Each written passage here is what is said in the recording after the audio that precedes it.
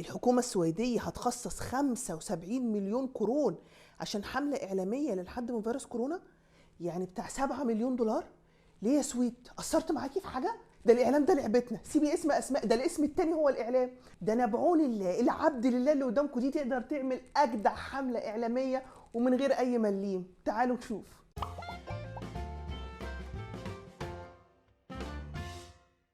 مرحبا بكل المتابعين الاعزاء.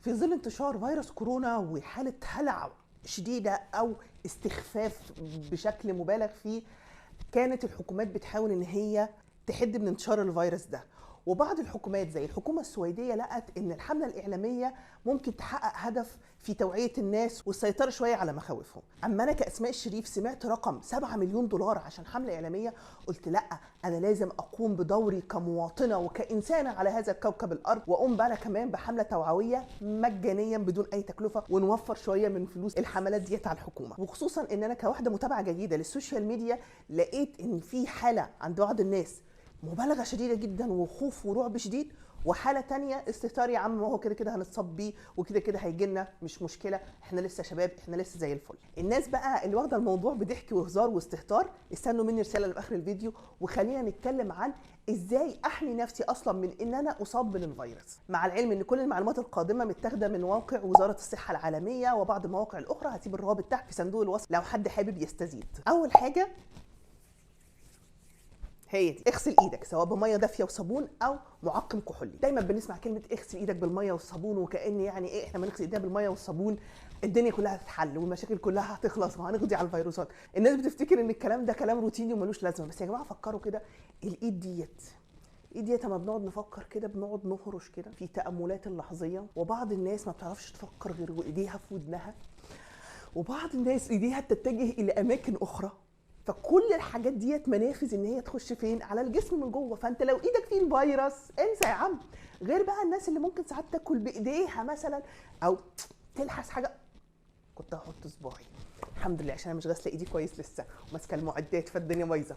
فالناس اللي على طول بتستخدم ايديها ديت ما نستهنش بالموضوع ده، خصوصا ان الفيروس بيتقتل عند درجه حراره 26 27. فانت اي ميه دافيه غسلتيها مع الصابونه 20 ثانيه انت كده او انت كده امنت نفسك لكام ساعه قدام. طيب امتى اغسل ايدي؟ عمال على بطال كده؟ لا مش عمال على بطال، هو بس مواضع معينه اللي هنغسل فيها ايدينا، زي بعد السعال والعطس.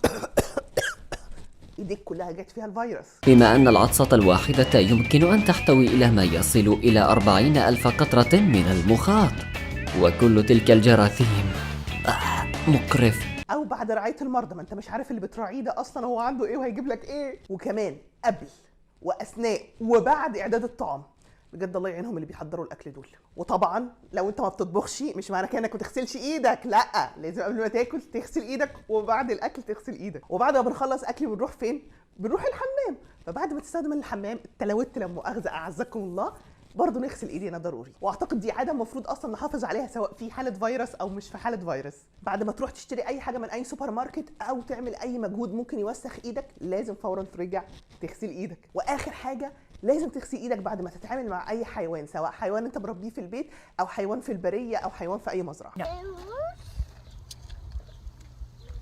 It's nice of you to share with all the animals. تاني نصيحة ان انا اطهي اللحوم والطيور والبيض جيدا. ثالث حاجة ان انا اتجنب التعامل مع الناس المرضى او مع حيوانات المزرعة او البرية بدون استخدام الوسائل الوقاية الشخصية. رابع حاجة عند العطس او الكحة لازم نغطي الفم بمنديل. طب انا معيش منديل دلوقتي اعمل ايه؟ الجيش بيقول لك اتصرف كمك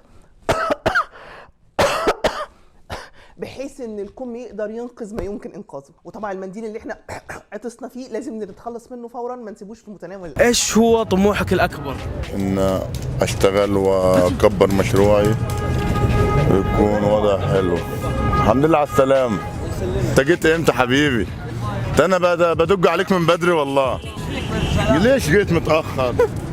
خامس واخر نقطة، لو كنت بتعاني من حمى، ارتفاع في درجة الحرارة، وعطس شديد وكحة، وكل ده صاحبه ضيق في التنفس، خلاص مش قادر تتنفس ومحتاج مساعده خارجيه، في هذه الحاله تتوجه الى اقرب وحده رعايه صحيه. والنقطه دي بالذات مهمه وخصوصا للناس اللي بتعاني حاله من الذعر، وانا حاسه بالناس ديت خصوصا ان انا مريت بالتجربه دي من يومين. الواحد بيبقى خلاص مش عارف هو اصلا كورونا ولا فيروس عادي، وفي وجود الاحساس بالخطر اصلا الاعراض بتزداد غصب عن الواحد. خلينا نتفق ان احنا في ازمه عالميه الكوكب ما كانش مستعد ليها، ما فيش اي دوله مستعده ليها، ففي ضغط وحمل شديد على وحدات الرعايه الصحيه وعلى المستشفيات وعلى الدكاتره، في وجود اصلا نقص في الدكاتره في بلد زي السويد، ومع وجود اصلا تقارير رسميه صادره بتقول ان 70% من الكوكب سيصاب بالفيروس، فاصبح هناك لا محاله من تجنب الاصابه. احنا بنحاول نحجم الدنيا على قد ما نقدر، بس المستشفيات مش هتقدر تستوعب كل ده، فلازم نكون رفقا بالقاعدين في المجال الطبي، لان هم انت مش متخيل كميه الاتصالات اللي بتجيلهم وكميه الحالات اللي بتجيلهم. في ناس فعلا محتاجه ان هي تتساعد، وفي ناس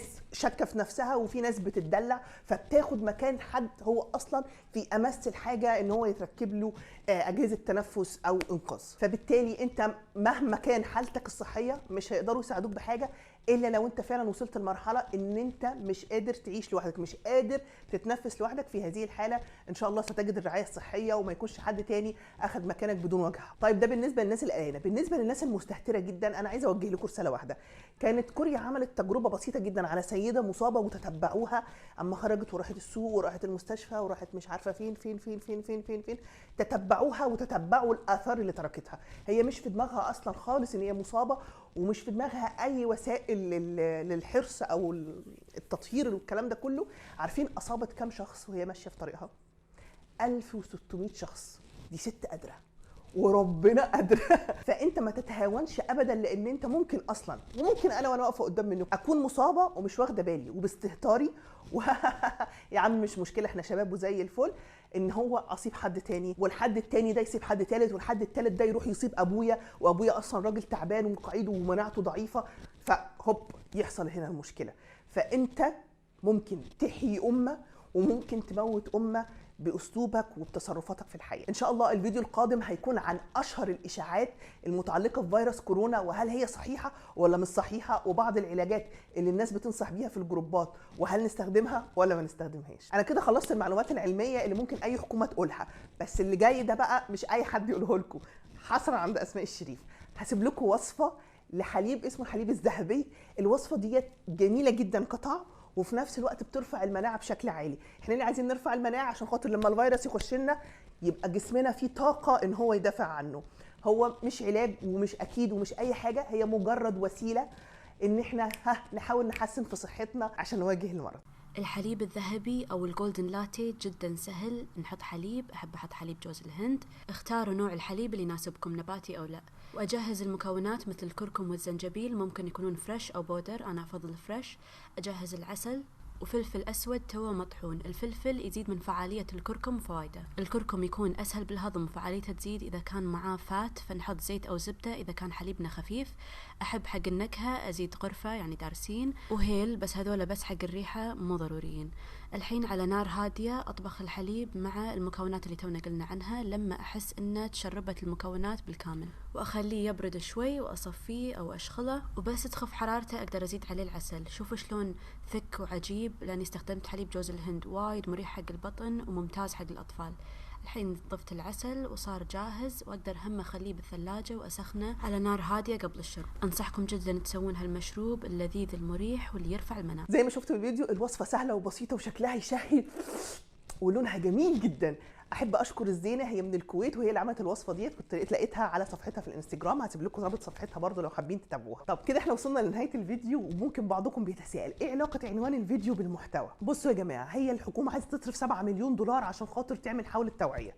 انا عملت الفيديو ده باللغه العربيه، ان شاء الله هيتم ترجمته لعده لغات. لما يتم مشاركه هذا الفيديو على اوسع نطاق، المعلومات دي هتنتشر لكذا حد، وبالتالي الحكومه مش هتجد حاجه ان هي تعمل حمله بمبالغ ضخمه عشان تنشر هذه المعلومات. يبقى انا وفرت على الحكومه 7 مليون ولا ما وفرتش؟ وانت لما تشارك الفيديو ده هتوفر ولا مش هتوفر؟ طب ما الفلوس دي تتوفر، مش ممكن يعملوا بيها حاجه حلوه؟ كانهم مثلا يقولوا للناس خدوا اجازه شهر في البيت وهنديكوا ضعف الراتب مثلا، احلام اليقظه. تعتقدوا هم ممكن يعملوا ايه الفلوس دي لو وفروها؟ لو حد عنده فكره يبقى اكتب لنا تحت في التعليقات، وما تنساش تعمل لايك للفيديو وتشيره في كل الجروبات بتاعتكم، واستنوني في الفيديو القادم مع 13 اشاعه مغرضه. كنت معاكم اسماء الشريف، سلام عليكم.